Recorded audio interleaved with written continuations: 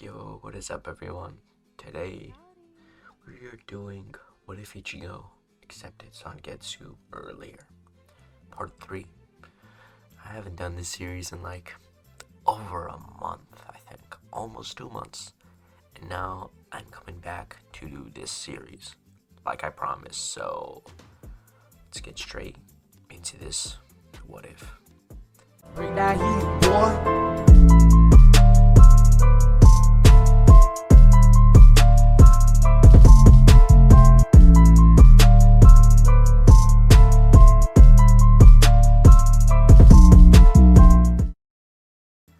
So we resume this What If after, the end of the Substitution Yami arc, and now to the start of the Soul Society arc. So Urahara tells Ichigo a plan for them to get inside, Soul Society and pass into the Serete, as he's all for it, because he wants to save Rukia. So after his meeting with Urahara, he would tell him that the Senkaimon gate would be ready in 10 days, and all he needs to do is, just wait for the signal. So he would nod his head and leave, as he'd be walking through town, in which he would feel a kind of a faint spiritual pressure from the docking district. Obviously, this would be where all the Vizards reside. So once Ichigo would get there, he would, see the wall or the barrier, as he would use his Cleansing Reishi to absorb a portion of the wall, as he would get inside. Once he would get in, he'd be in a shahakusho and all, with his blade shielded and all. I mean, not shielded, in his sash, pretty much, like on his back. So once he would get inside, as soon as he was get inside, there'd be about all the Vizards with their katanas up to his neck, and they were ready to do anything if necessary.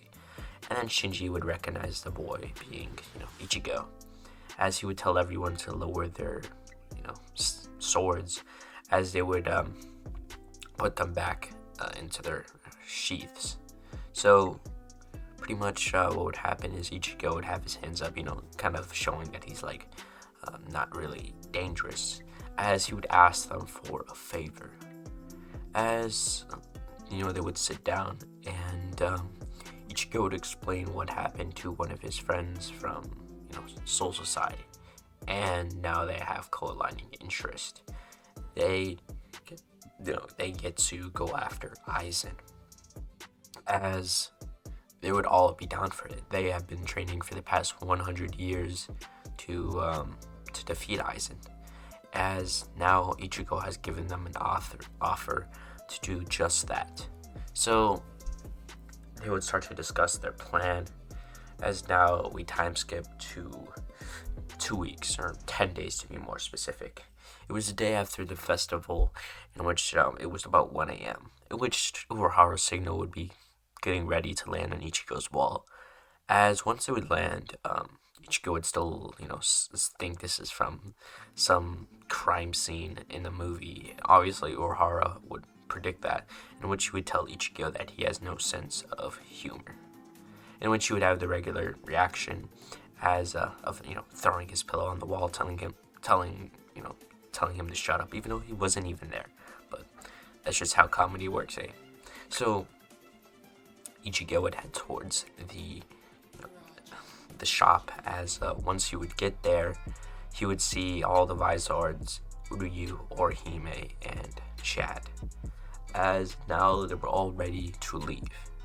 As Ichigo would look at Ryu, he was wearing the Quincy outfit, or specifically not the outfit from the Wunderreich, but something similar, as he would kind of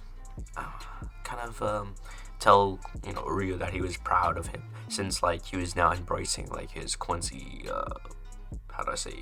culture in a sense.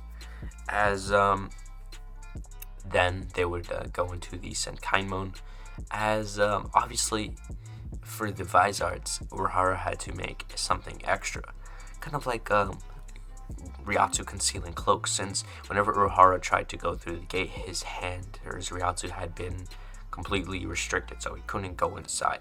So if they had Ryatsu concealing cloaks, then Senkaimon or the DankGod wouldn't sense their spiritual pressure, in which they would be able to go inside. So they'd all go inside as they'd be running through, with Yoruichi just explaining to them that the cleaner may or may not be here.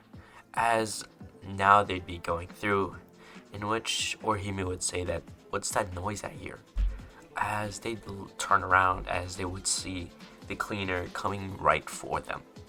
As once, they would start running, as the same kind of something similar would happen where Orihime would have to use her shield, and there'd be an explosion, in which all of Izards, and Ichigo, and Orihime, Chad, and Uryu, and Yoruichi, a lot of people, would be sent flying, as, Hachi and Orihime would catch them, since they have similar powers. So they would continue their way to the gates, in which obviously the Vizards having the Ryatsu concealing cloaks, and the fact they're actually captain level, okay? So they should be able to get past pretty easily. And with Ichigo now being way stronger than usual, also knowing a bit of stealth too, he legit knows some of Yoruichi's ho-ho techniques, so they'll all be able to slip inside. And obviously this might seem like a plot hole, or just something that doesn't make sense due to the fact that some of the walls are made out of Seki stone, which pretty much blocks all of Ryatsu, and you're wondering how does that fight with the guard, the gate guard, just doesn't go the same. I forgot his name, Jabando, and the wall closing, Gin kind of sending him flying back.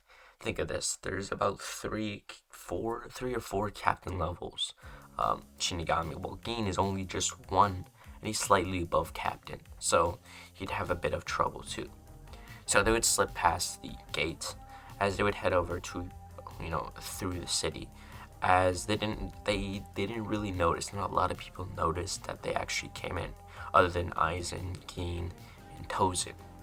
So they'd get inside, as they would lay low in the cave. As now we switch to Aizen's perspective. So what he would do is he would start kind of flexing his Ryatsu specifically to one person, this being Ichigo, as he was in his office where Momo had came in, as he had written his letter before leaving, as he had went to one of the hallways in the Serite, as he was waiting there. Suddenly, Ichigo would then appear, as he had sensed the Ryatsu, as he would unsheath his blade. As Aizen would then say, "Kurosaki Ichigo, I was waiting for you to show up. Good thing you actually did. I was worried that you wouldn't, but at least you're here. You're much stronger than I expected. I assume you absorbed a white or something of the sort." As Ichigo would question, "Who's white?" As Aizen would point at his blade, specifically the bigger blade, as he would say, "That is white, the hollow I created." As then Ichigo would kind of tell Aizen that this isn't the time to talk, as he would unsheath his blade before appearing in front of Aizen via Shunpo. As Aizen would have to unsheath his blade and clash with Ichigo, and obviously he'd kind of be on the lower hand, since Ichigo is now in his manga form, and Aizen still has yet to merge with the Hokyoku. So, and this is what Aizen wanted. So as Ichigo was constantly releasing these Ryatsu-based attacks, the Ryatsu was absorbed by the Hokyoku, as he would start to jumpstart the Hokyoku. Hopefully in turn, he would be able to use the Hokyoku, or specifically Aizen would be able to use the Hokyoku later on. As Ichigo is kind of falling for Aizen's tricks here, what would occur next is there'd be a glow, as Urahara would insert the Hokyoku in his chest, as the qualification would start, or not start, but it almost start practically. As Aizen would thank Ichigo for doing this, as he would then use his Kyokusuketsu to make it seem as if he was killed. as then he would release his Ryatsu as everyone would notice it, as about a few hundred Shinigami were coming his direction in only a few seconds, as Ichigo would put on his Ryatsu concealing cloak and disappear. Obviously, he had not his own, but he was given one by one of the Viceroys, specifically Shinji, before he left, as he would then use the flying tool given by Yoruichi to leave as soon as possible. As when Yamamoto was looking onto the distance, he had seen a sort of figure flying through the air, and he had noticed that he can't even sense the Ryatsu, like something is blocking it from being sensed. But he knows, like, he'll probably see him later on, as now we go back to the cave. So Yoruichi and the other Vizards were kind of shocked and were asking Ichigo what happened, as Ichigo had explained that Aizen had this kind of purple ball type rock, as it was like glowing every time I used my Getsuga, and pretty much he would then, like, he pretty much just put it in his chest, like literally, as Yoruichi would have been told by Urahara that Aizen is probably going to fuse with the Hogyoku, and Ichigo will probably be the only one to be able to defeat him. So Ichigo would be told by Yoruichi what the object was, being the Hogyoku, a object that can control the walls between Hollow and Shinigami. As Ichigo would then say, so kind of like me, right? As Yoruichi would explain that Ichigo has hollow part because of his parents, specifically his mother, who had absorbed white after she had killed him, and pretty much been affected by white, which then led to him getting it through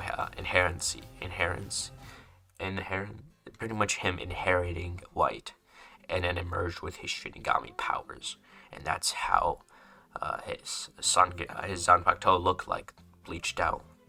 She was just making an assumption, which was kind of true. So now pretty much Ichigo and Yoruichi and all the Vizards would simply wait for the day of Rukia's execution while all the Shinigami are searching for them. Obviously, this has a few things that kind of go wrong. Ichigo wouldn't be able to get through to Renji, but we still question, would Renji still learn Bankai and fight Byakuya? And I'm thinking, maybe not. For now, we would kind of have that happen, but he'd have less support, obviously, or he'd have less support. And then when it comes to the fight between Kenpachi and Ichigo, and he's wondering, if he would, still call out for his Zanpakuto, and soon we'll actually have that fight happen, so don't worry.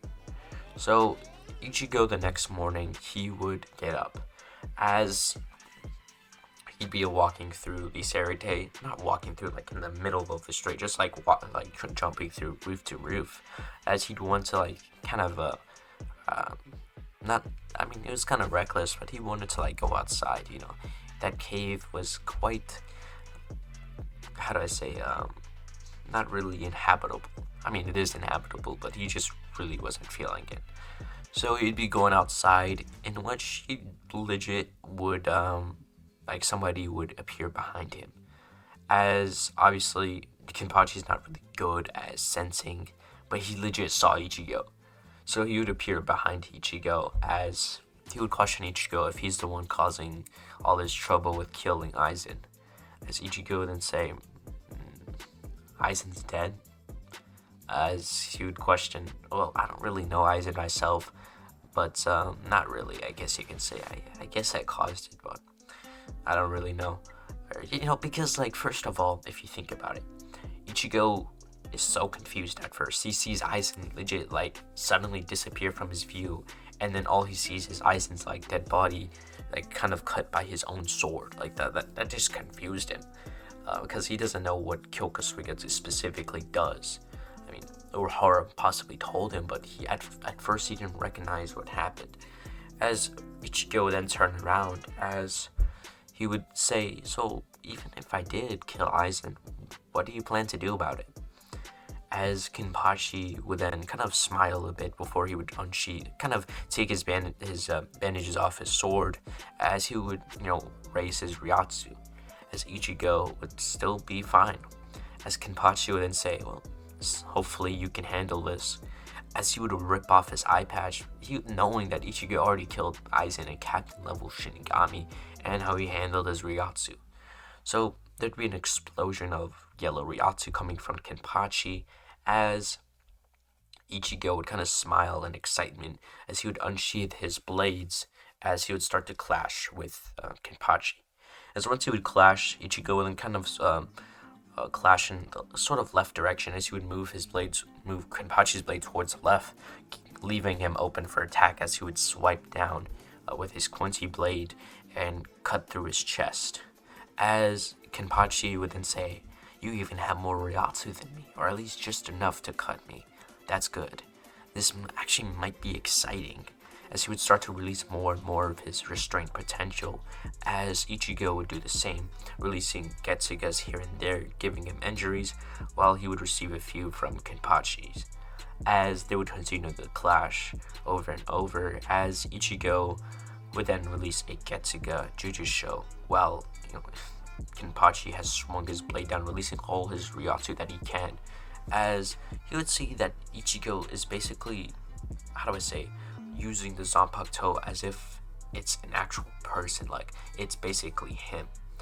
As he would question this, he says he's using Zanpakuto and Keto based ability are for wimps or something like that, or cowardly.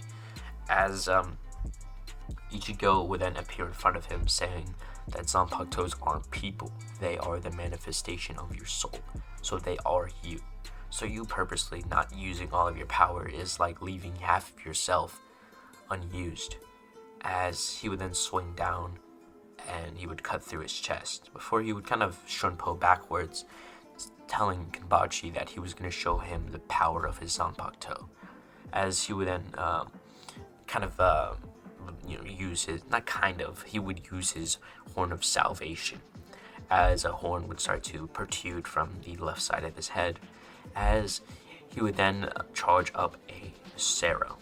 As Kenpachi would see this, he'd say, "This isn't just a Sero," as he'd be interrupted by Ichigo as he would finish the technique. Getsuga Grenray Sero.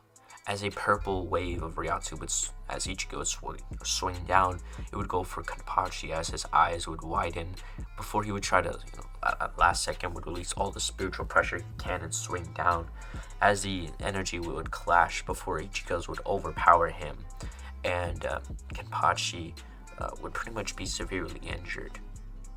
After this, Ichigo would stand over Kenpachi as the winner, and Kenpachi would be left with Yachiro, as he would then call out to his Zanpakuto. Hopefully, maybe he can hear its name, but obviously we know that doesn't happen, and he would quote-unquote die. Obviously, that's not actually what happened. So obviously, he'd be taken to the 4th division, as he'd be healed by Retsu or Unohana or Yachiro, whatever you want to say. Pretty much Unohana. As that would have marked the end of the fight, and now we time skip to the day of the execution. Ichigo's name would be known throughout Soul Society for pretty much taking out the Kenpachi, and if there had been 200 Shinigami there, then Ichigo would technically be the next captain, but obviously that's not the case, so yeah. Now, it was the day of Rukia's execution, as there'd be way more people there, due to the fact that the people actually think that, they're going for Rukia, in which more third seats and lieutenants would actually be there.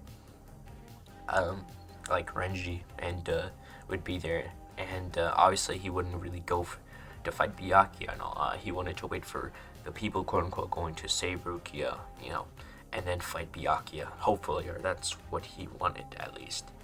As now Ichigo would then be watching from afar, as he was waiting for the Sokyoku to barely just go for Rukia, as then he would, appear in between it, as everyone would be confused why the Sokyoku didn't complete the execution, as they'd see a figure standing in between it. As Ichigo would then slice down, as the Sokyoku would then be destroyed.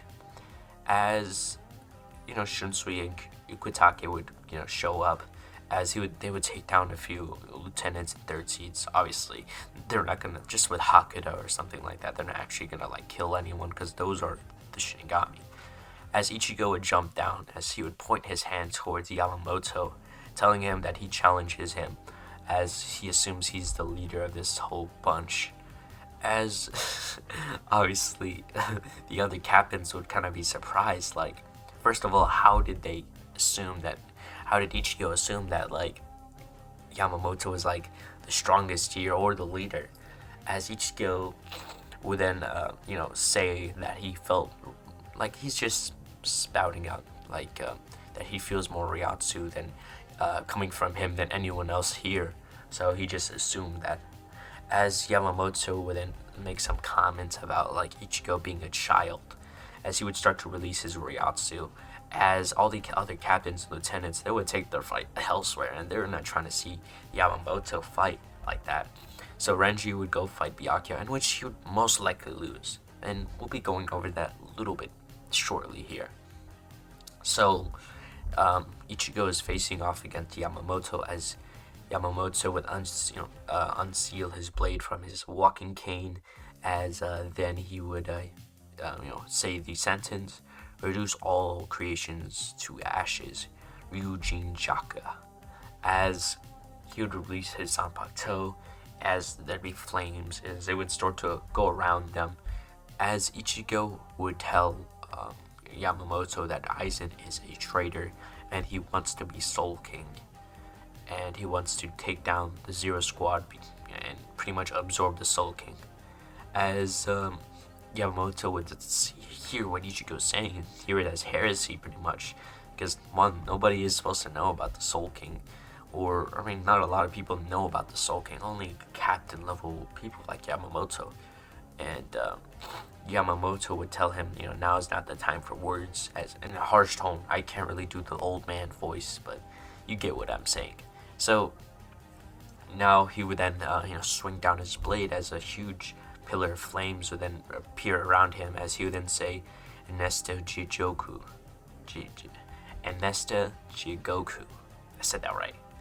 As all the flames would start to surround Ichigo, as they were almost closing in, as Ichigo would question, "What am I gonna do here?" in his head, obviously. As we ask, what is he gonna do? We can only find out next part, as this will be the end of this part of what if Ichigo accepted Zangetsu early. Now, how would Ichigo defeat Yamamoto, and how would Ichigo save Rukia? Like I said, we'll find that out in the next part of what if Ichigo.